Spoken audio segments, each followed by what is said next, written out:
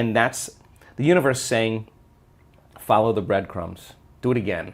Follow it again. Do it again. And now all of a sudden the person's not waking up in the morning like, oh, I gotta meditate now to create my future. They're kind of going like, I'm getting out of bed because I don't want the magic to end, right?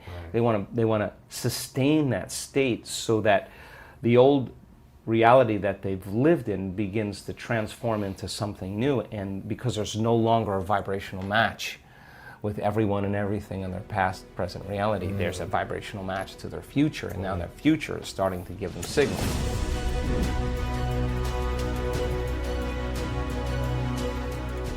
There was a researcher out of Yale University that in the 1940s that was studying electromagnetic fields around living organisms. And in the 1940s at Yale University, nobody was doing this, and he was a vitalist. He wanted to understand the unseen fields around living organisms. So he started studying eggs, all kinds of eggs. Chicken eggs, swallow eggs, reptile eggs, snake eggs, salamander eggs, there's all kinds of eggs. And he was using a magnetometer, and what he found was, 100% of the time, no matter what egg he measured, the positive charge was always at the head, and the negative charge was always at the tail.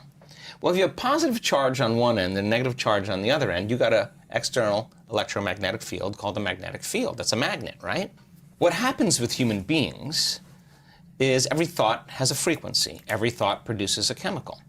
So if you keep obsessing about your lack of finances, your lack of time, your lack of energy, lack, and those thoughts. I don't have this, I need this, What are the chemicals you're feeding your body? You're taking thought, it's producing a frequency, and that frequency in the form of chemistry is storing that thought emotionally right in your second center. You feel guilty, you feel unhappy. The moment you feel unhappy, then you generate more thoughts equal to that feeling, which makes more chemicals, and you keep taking energy from the brain and storing it in the body.